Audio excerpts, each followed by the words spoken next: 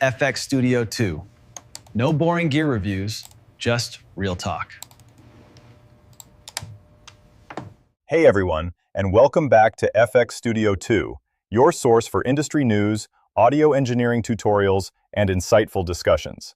Today, we continue our legacy series of videos featuring API, solid-state logic, and Rupert Neve. In the late 90s, the Digital Audio Workstation, the DAW, looked like a wrecking ball aimed straight at the heart of the recording studio. Console giants faced extinction, but one name, the name, solid-state logic, didn't just dodge the swing. They learned to build with the rubble. Today we break down the SSL business model, how a company built on massive analog consoles adapted to the era of the $500 laptop and became a leader in the hybrid studio. To understand their survival, you must understand their dominance. The SSL 4000 series, the sound of 83% of #1 hits at its peak, was famous for its sound, the legendary bus compressor, the punchy E and G series EQs. But the real secret, the revolutionary element that made studios buy SSL over Rupert Neve, was workflow. Features like Total Recall and VCA automation were not about sound quality, they were about saving studio time and money. They were the first to truly integrate the computer into the analog domain. This DNA, the obsession with efficiency and computer integration, is what positioned SSL perfectly for the digital age, unlike some of their competitors who were rooted purely in sound quality and not workflow. When the DAW took over, SSL didn't retreat to pure analog, they built a bridge. Their revolutionary consoles, the AWS, Analog Workstation System, and the Duality, were the first to fully commit to the hybrid studio model. The new consoles retained the SuperAnalogue circuitry and the famous bus comp, preserving the SSL sound. But their primary function became DAW control. The faders could switch instantly between controlling the analog signal and controlling your Pro Tools faders. This was a brilliant business move. It told high-end studios, you don't have to choose. You can have the best of the DAW workflow and the prestige, depth, and sonic summing of SSL analog. We are not your competition.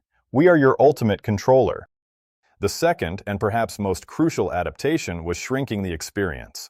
The rise of the home and project studio meant the market for massive $500,000 consoles was shrinking, but the hunger for the SSL sound was exploding. SSL scaled their product line down the entire economic chain.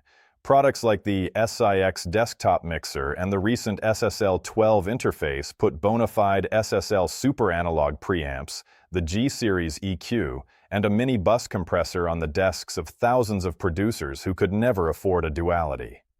This expansion into the prosumer market was a huge shift. It broadened their customer base, created brand loyalty among the next generation of engineers, and most importantly, established a new revenue stream that didn't rely solely on major commercial facility builds. The final pillar of the new business model is the most purely digital, the SSL plugins. They took their most valuable sonic assets, the channel strip EQ, the dynamics, the bus comp, and licensed or developed them for every DAW user on Earth.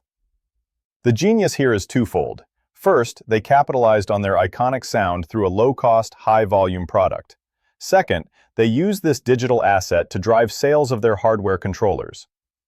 The UC1 controller, for instance, isn't a generic MIDI surface. It's an exact replica of the physical SSL center section, purpose-built to control their specific plug-in channel strips. They've merged the tactile workflow of the console with the total recall of the DAW, creating a premium ecosystem where hardware and software are inseparable. SSL's survival wasn't luck. It was a conscious, multi-pronged business strategy. Hybridize the flagship consoles, scale down the analog experience, and digitize the core sound into plugins and dedicated controllers. They didn't sell consoles, they sold total workflow solutions. And in doing so, they ensured that the SSL sound and the SSL way of working will define this new digital age just as surely as it defined the golden era of analog. Now, it's your turn. Which SSL innovation, the AWS, the SIX, or the UC1, do you think was the most critical for their survival? Let us know in the comments. Like this video and subscribe to FX Studio 2 for more real talk about the industry's biggest names. We'll We'll see you next time. Hey creators, I just want to take a quick minute to invite you to become a member of this channel. If you've ever found yourself geeking out over the latest gear or searching for that perfect setup tip, this is the place for you. Welcome to the FX Studio 2 community, your new creative hub. Here we dive deep into gear discussions, share innovative ideas, and offer suggestions to elevate our skills. Whether you're a seasoned pro or just starting out, this is the place to connect, learn, and grow together. Join us, share your thoughts, and let's build a community where creativity thrives. Ready to be part of the conversation? Just follow these simple steps on your screen and become a member of the FX Studio 2 community today. Let's create something amazing together, all part of the new FX Studio 2.